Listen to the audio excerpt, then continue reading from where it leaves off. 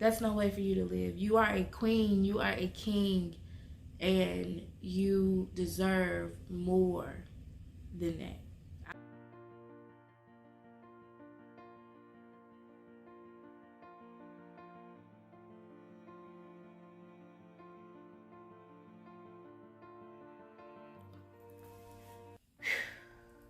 Here we go.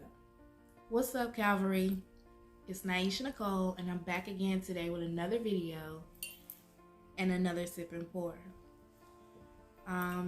Today's video is a little bit more serious than some of my other videos that I've done. I kind of get a little jokey in some of my videos, but today's video, today's Sip and Pour, is way more serious.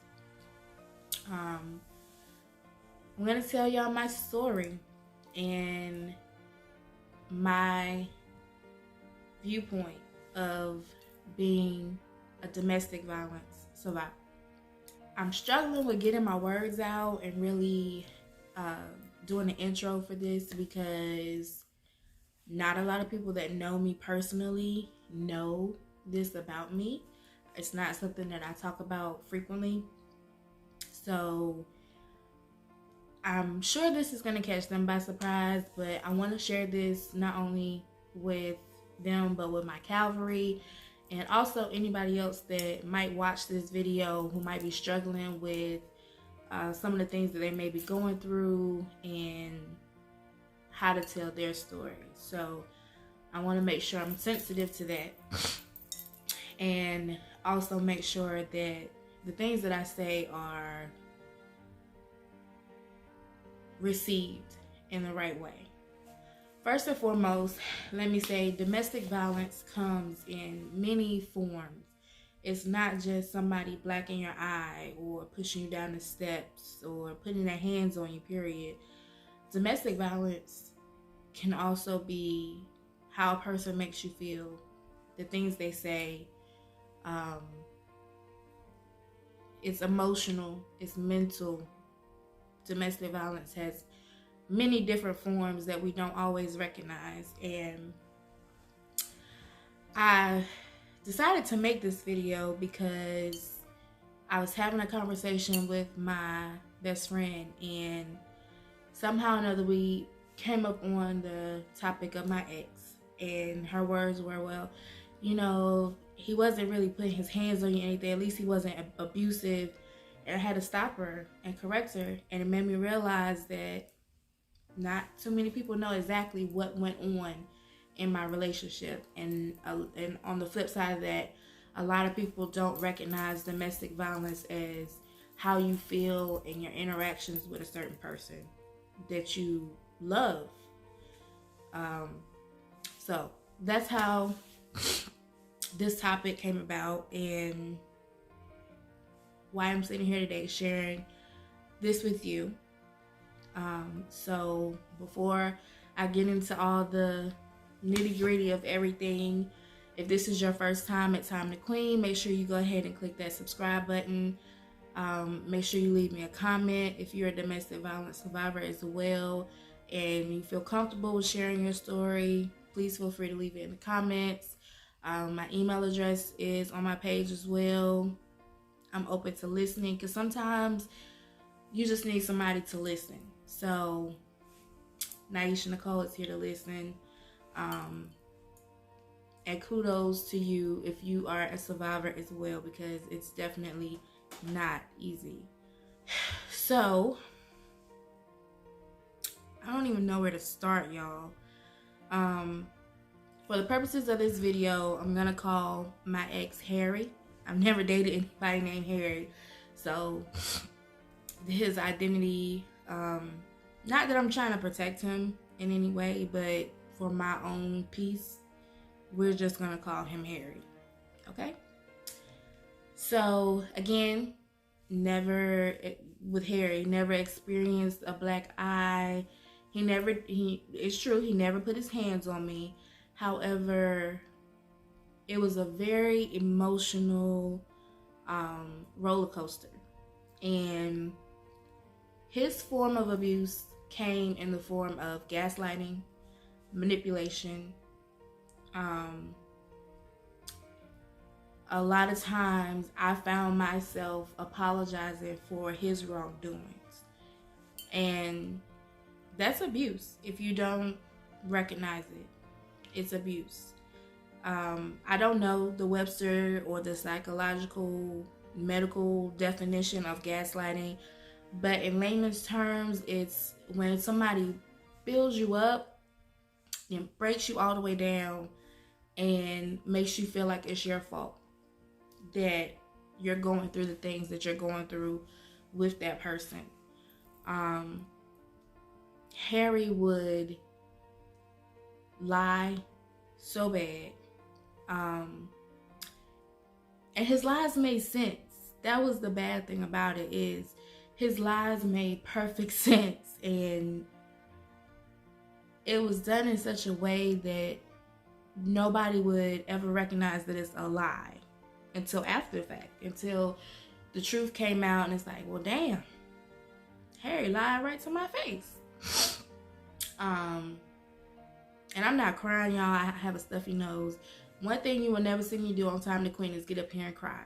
That's not gonna happen. So, yeah, the sniffles is because I have a stuffy nose. But Harry would lie to my face. He would say, like if he didn't come home at a certain time, it would be, if he didn't come home until the next morning.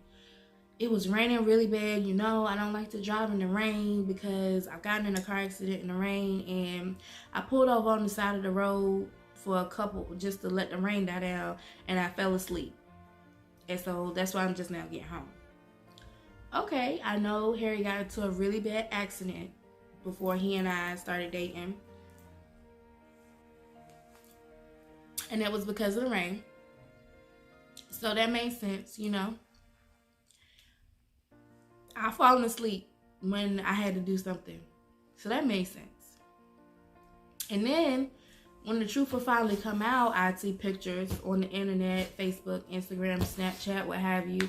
I would see pictures or anything, and the truth would come out. Well, why are you even looking through my shit?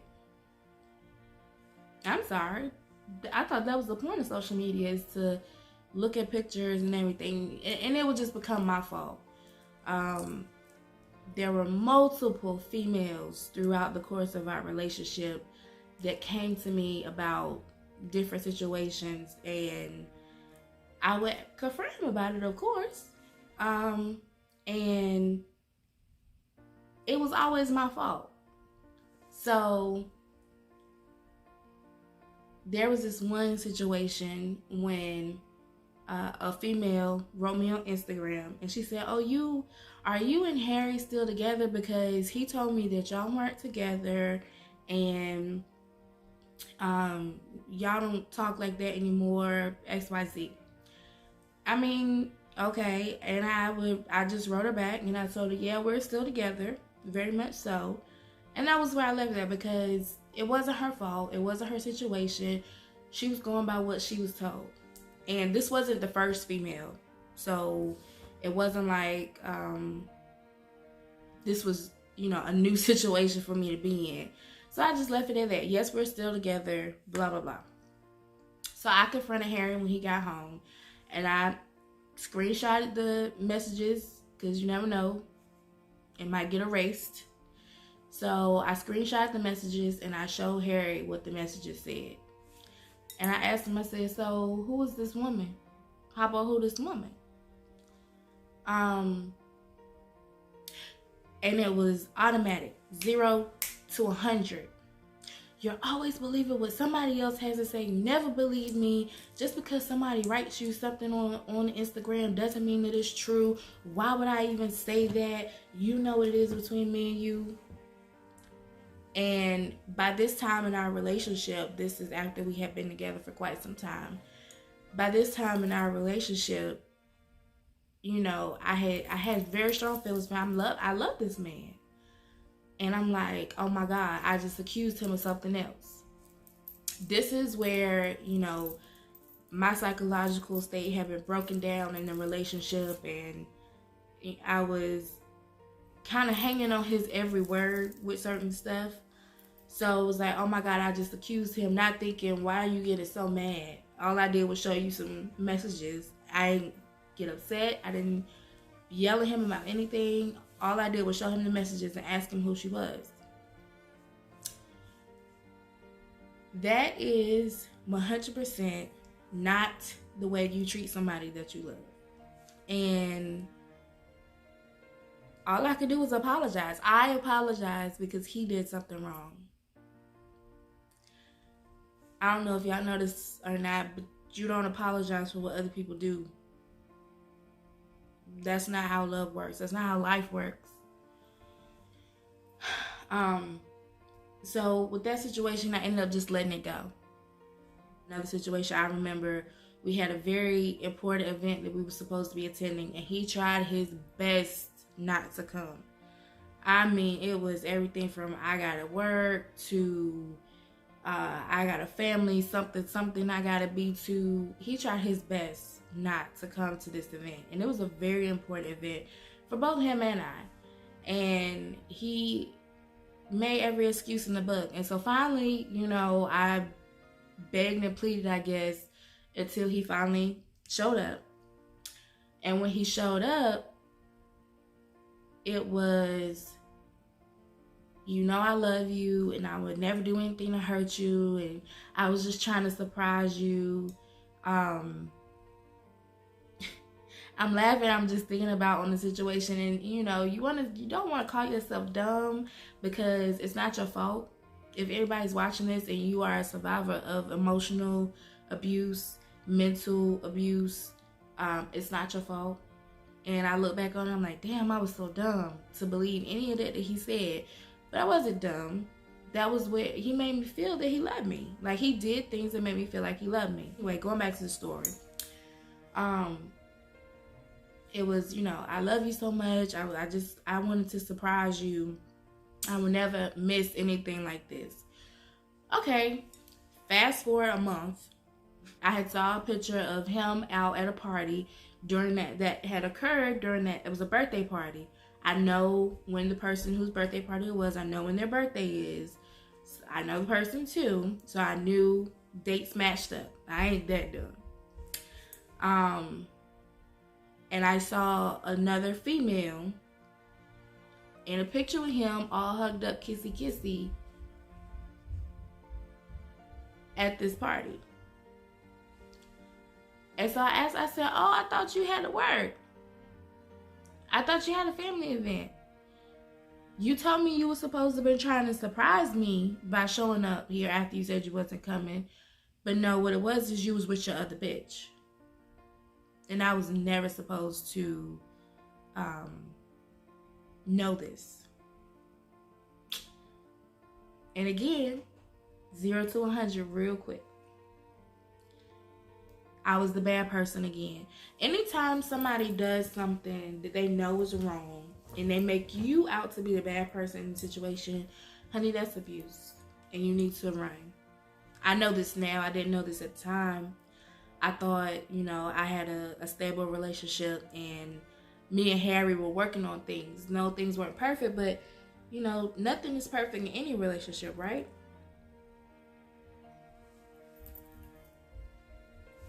That's true. Nothing is perfect in any relationship, but it ain't that bad. It's not supposed to be that bad.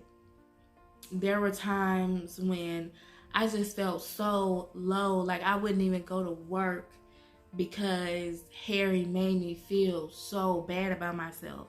And he wasn't like calling me out of my name and, oh, you a bitch for this and da-da-da-da, but it was just the way he made me feel, like not talking to me and, trying to make me feel bad about how he felt.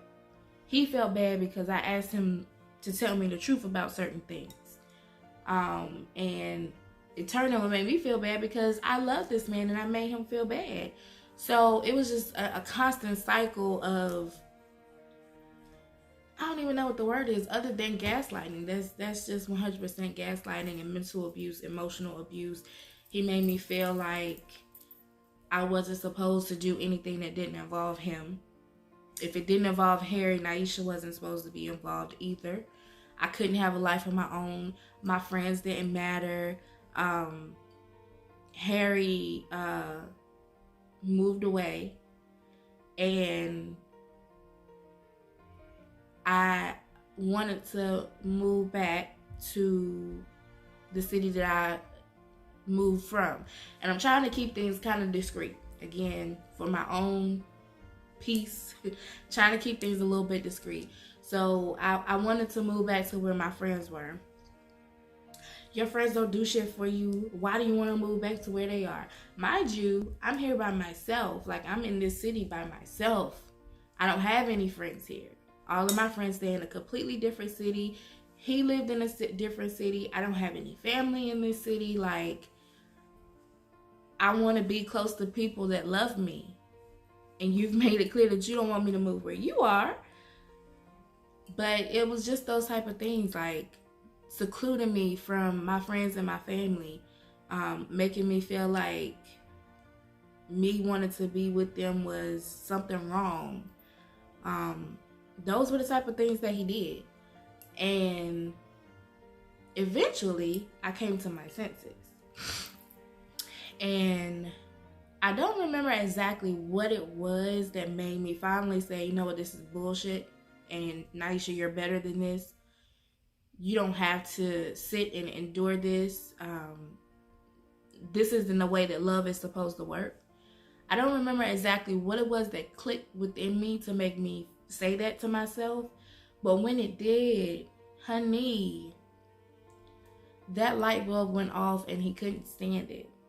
I was such a bad person. I was so selfish because I finally realized that the shit he was putting me through was unnecessary, was mentally detrimental, it was emotionally detrimental, and